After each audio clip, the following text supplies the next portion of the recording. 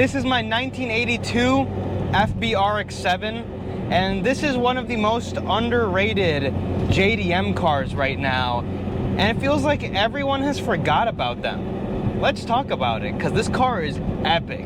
If you guys don't know anything about the Rx-7, and the only Rx-7 that you're used to is the FD Rx-7, well, let me teach you a little bit about the first generation. Now, this is not Mazda's first rotary car. There's a few that came before it, but the Rx-7 is kind of the car that changed everything for Mazda. There were 3 generations of Rx-7. The FD, the FC, and the FB. The FB had a couple of different variations within the generation, and it got kind of 2 facelifts in between. But this right here is an 82.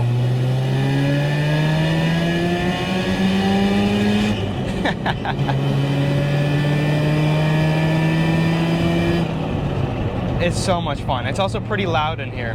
But this is an 82, and the Rx-7 was first introduced in 79. In 79, and they weren't called the FB, but they were called the SA Rx-7. The SA was 78 and 80, and then in 81, they changed it to the FB, which has minor differences in cosmetics, and also got a couple of goodies, I guess you could say. This is an 82 GSL, and what GSL means is it has rear disc brakes.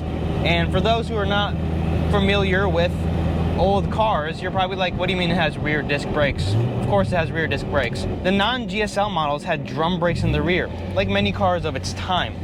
This was the higher end option, and it had leathers in it, power windows, cruise control, and more importantly, it had disc brakes. This is a very vintage car. I mean, it feels like nothing I've really owned. I've owned a lot of newer cars. This is the oldest car I've ever had. This car has a carburetor in it. It's the first carbureted car that I've ever owned. I remember my dad, a couple years back, had an old Beetle, and it's probably been a decade now. And that car was a whole lot of fun. I only got to drive it one time. I was not old enough to have my license back then. But this car kind of gives me similar feelings to that car. But it also reminds me more of the Beetle's distant cousin, the Porsche 911. Now hold on, 911 fans, before you go into the comment section saying I'm comparing a Mazda to a 911, hear me out for a second. It gives me 911 vibes in terms of its styling, in terms of the size, and in terms of just how the car feels and the aura it gives off. This does not feel like a Rx-7, if you might have it. It feels like a vintage car, a true vintage car from back in the 70s and the 80s. And that's what it is. This is truly an old vintage car. Whenever I thought of Rx-7 in the past, it was always the FD or sometimes the FC Rx-7. But in reality, this came before, and it's an awesome car. Now, people don't just sleep on the FBs, but just rotaries altogether, because it's got a consensus that rotaries are unreliable, rotaries are this. Well-maintained, properly running rotaries, they'll treat you right as long as you treat them right. Now, this car is different. It's weird. It has a rotary engine. It wants to be revved out. It has no power steering, and it has insane slop in the steering and suspension because all the bushings are worn out, and it's just an old vintage car, and I love it so much.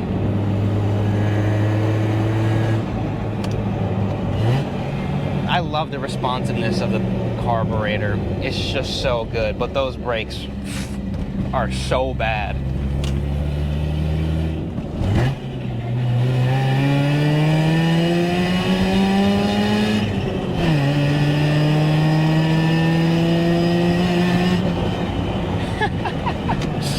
Rotaries love their RPMs, Ben. Now, there was a model that was above this model that came a few years later. This is an early version of the FB. I prefer the early versions of the FB, the steering wheel, the interior. I just like it better, I don't know why. But the later version had an optional fuel-injected trim. That car had the 13B engine, which was used all the way until the FD Rx-7. Of course, the FD was a turbo model from the factory, while the FB and FC were naturally aspirated. There was a FC Turbo 2, and there actually was the Turbo 1, if you may want to call it, in these cars. They came with turbos, which is wild, but they're super rare. It's like a unicorn, basically. I believe there's only a few of them made, a very small handful, and I know of one like prototype that exists in Japan. I couldn't tell you production numbers. I've tried to find information about them, but there's like none. All I know is there was one at one point, and it did exist with a turbo. But giving you guys some more impressions about this car, it's old and it's very small. I mean, I'm not that tall, and my head is on, like, if I sat upright, my head is touching the roof of this car. Now, it's not that I'm sitting slouched or slouching in this car on purpose. This is just my normal seating height, but if I did want to lean up, yeah, I'm touching the top of it. The passenger, they're right there. Man, is this car fun though. I'm also baking in here right now because there's no air conditioning. You guys might see the sweat coming off of my forehead. I usually have the sunroof off because you can just pop it off and throw it in the trunk, which I have always done with this car, even though I've only driven like 100 miles. But this also goes up. Non-sunroof cars are rare. These cars out of the United States are pretty well loved. Australia, I know my Australians absolutely love their rotaries and just old JDM cars, and I know they absolutely adore the Rx-7. In the United States though, I feel like these cars are a little underrated just because they're cheap, they're carbureted, they're rotaries, they rust here. Finding a nice example can be hard unless you live in California. Then this car actually came from California at some point, but they're just like not talked about, especially with the younger generation. I've never seen an Rx-7 other than this car and a car one of my friends has. Other than that, outside of that, never seen them at car shows, never seen them anywhere. And this car turns a lot of heads. I mean, it's a very uncommon and unpopular car. And every once in a while you can see them for sale. And when you do see them for sale, they're pretty cheap and they're really fun. But with a rotary, there's one thing you gotta keep in mind. Rotaries were designed by the Germans to be more easier to work on, to have less moving parts than a conventional piston engine. When you start complicating a rotary, there's more that's gonna go wrong. And of course, throughout the years, we've learned the issues that Mazda had with the rotary and learned how to fix them and all of those things. And unfortunately, most of the time it is an engine out job to fix those issues. But this is the simplest form of the RX-7's rotary engine. With the emissions deleted out of the car, allegedly, you have a really, really just simple, easygoing rotary engine that, if you need to work on it, shouldn't be the end of the world. No complicated turbo technology, no complicated later emission technology. All the ports and everything in the car, the jetting, they're fairly simple when it comes down to it. It's just a 70s car, man. If I can find the gear. If you're thinking about buying an Rx-7, I mean, there's not really too much I have to say other than do it. They're phenomenal cars. I actually see these becoming more collectible as time goes on. Not from a nostalgia factor, but just from like a historical factor and a vintage factor. They're so cool. As other cars from this era get harder to find, get more expensive, these cars have to go up with them. Now, I'm not saying that this is going to be like the most collectible car in the future or buy it because it's going to go up in value, but it's just so fun, and you can get them for such a good price right now. If you're thinking about doing it, I mean, hop into rotary life, man. Now, the reason I've not really touched on handling and performance is because this car is really worn. The bushings in this car are pretty much needing to be replaced. The engine is ready to go. I mean, it pulls and it's fun. From a handling perspective though, I can just kind of like do this with the car and it's gonna body roll, it's gonna like swerve side to side, the alignment's probably a little off. There's not a lot of cars from this era that you can buy that aren't complete basket cases for the price. Old Lancias, the BMWs from this era, Mercedes from this era, they're either more expensive or they're just rusted and they're completely gone.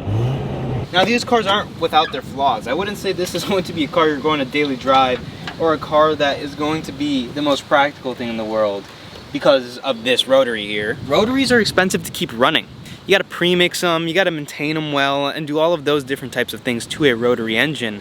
But as a second weekend car, I'm considering selling some of my cars off, and I'd have a hard time letting go of this one. Now, I didn't want to give you guys a conventional review on this car because, I mean, Doug DeMuro is giving you guys all the quirks and features on it, but I wanted to give you guys a little bit of a perspective from an owner who actually does own the car, who's lived with it for a little bit. And I haven't lived with it long enough to give you guys a proper, like, 6-month review or what it's like to live with the car, and that's something I'm working on, but I thought I'd give you guys first impressions and driving the car and just overall my thoughts of it so far, because I love this car. I really do. It's been one of my favorite cars I've owned so far. The rotary sounds amazing. The way it pulls, it's so fun. You can rev it out all the way to 7,000 RPM. It's a GSL, disc brakes all around, 2-seater. You can pop the sunroof off on a nice day. There's a ton of space in the rear to put stuff.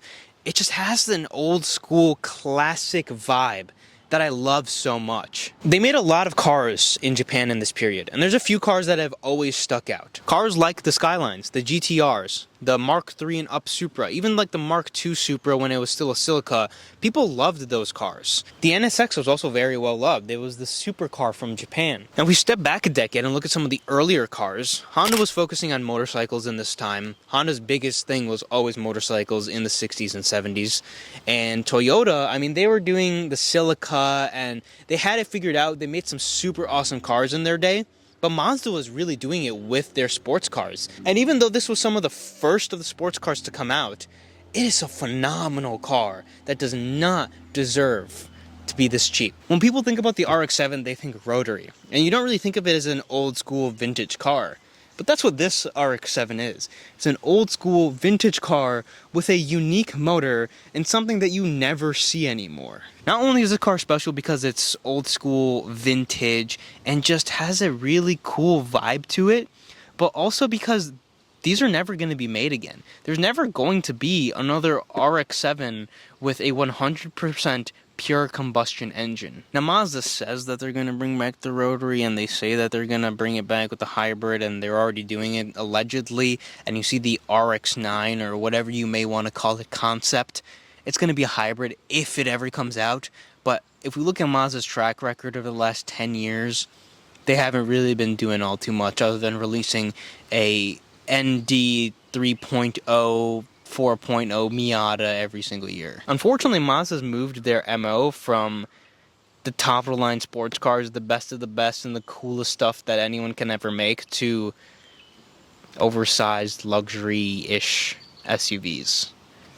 And a new Miata every 5 years that looks the same as the one from 10 years ago. This is never going to happen again. If you can find yourself a nice example, you can build yourself a nice example, you can restore and bring back a car like this, it's all it's ever going to be out there.